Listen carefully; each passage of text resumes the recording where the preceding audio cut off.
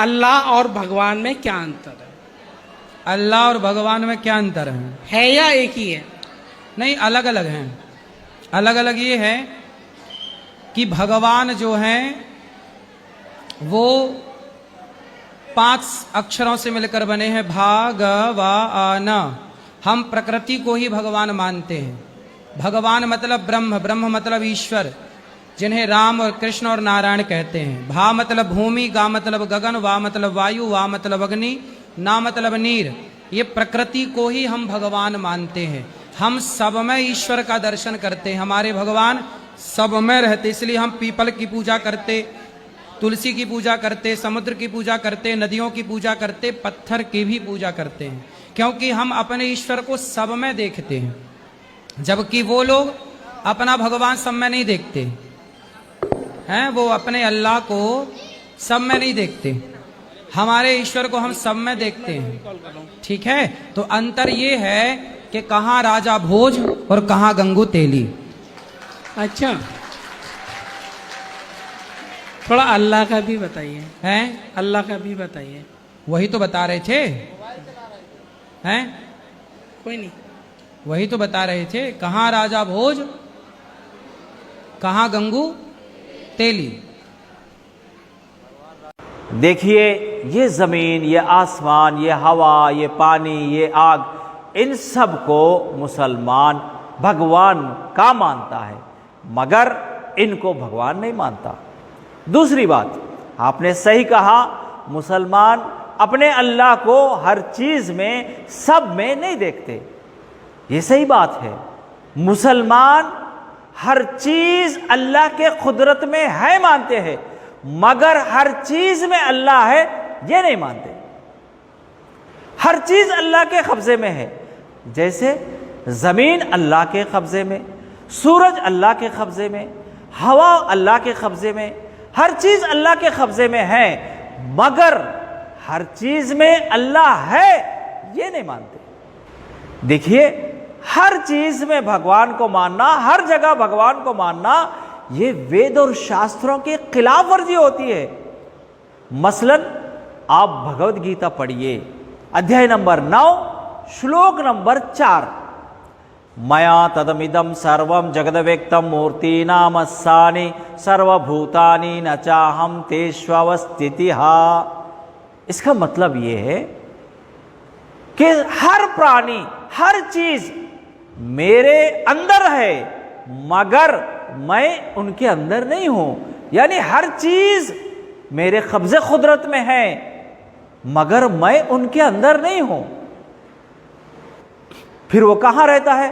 भगवत गीता अध्याय नंबर 8, श्लोक नंबर 3, अक्षरम ब्रह्म परमम स्वभावोध्यमुच्यते। वो ब्रह्मा, वो ईश्वर परम यानी ऊपर रहता है। जिसने आसमान को बनाया, क्या वो इस आसमान के नीचे है? कोई बता सकते हैं? और कुरान में सूरह नंबर 20 आयत नंबर 5 में है, अर्रहमान अलल अर्श इस्तवा। वो रहमान, वो अल्लाह अर्श पर कायम है। देखिए, ये दुनिया एक जर्रे के बराबर है। इतनी छोटी दुनिया में वो अल्लाह कैसे आएगा?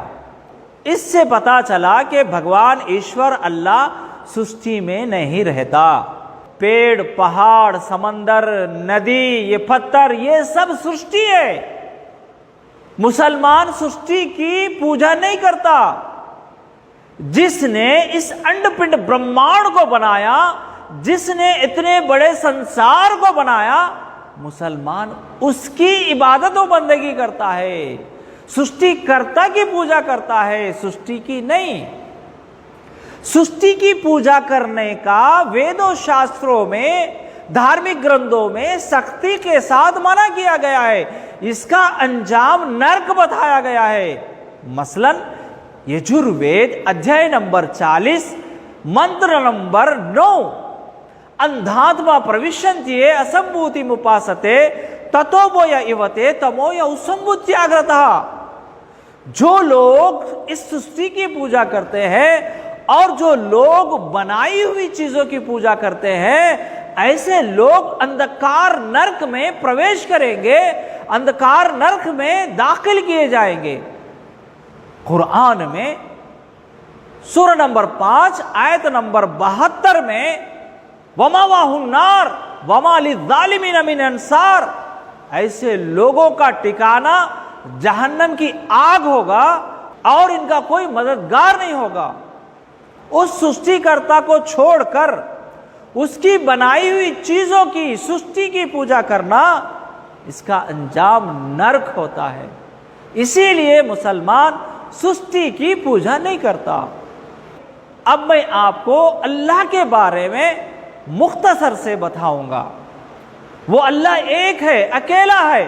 व इलाहुकुम इलाहु वाहिद, वो अकेला है, इसीलिए सबके लिए जमीन एक है, सबके लिए आसमान एक है, सबके लिए सूरज एक है, सबके लिए हवा पानी सबके लिए बराबर है। अगर हर मजहब का अलग अलग भगवान होता तो फिर हर मजहब का अलग अलग सूरज होना चाहिए था, हर मजहब की अलग अलग जमीन होना चाहिए था। ऐसा है क्या? नहीं ना। तो इससे पता चला कि वो भगवान, वो ईश्वर अल्लाह एक है, एकम ब्रह्मम द्वितीयाय नास्तनन। वो ब्रह्मा, वो ईश्वर अल्लाह एक है, दूसरा नहीं है, और वो बेनियाज है। सबको उसकी जरूरत है, मगर उसको किसी की जरूरत नहीं है, और ना उसको ऊंघ आती है ना नींद आती है। वो सबको रोजी देता है, सबको खिलाता है पिलाता है, मगर उसको खाने पीने की जरूरत नहीं है। और ना वो किसी का बाप है और ना वो किसी का बेटा है।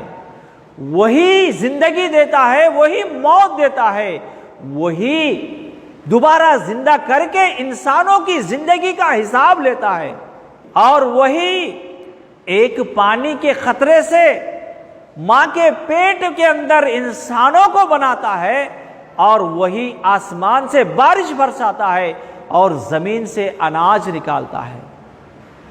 उसी को मुसलमान अपना रब मानते हैं, अपना अल्लाह मानते हैं, और सिर्फ उसी की इबादत व बंदगी करते हैं। यह है अल्लाह के बारे में मुख्तसर सा तारुफ।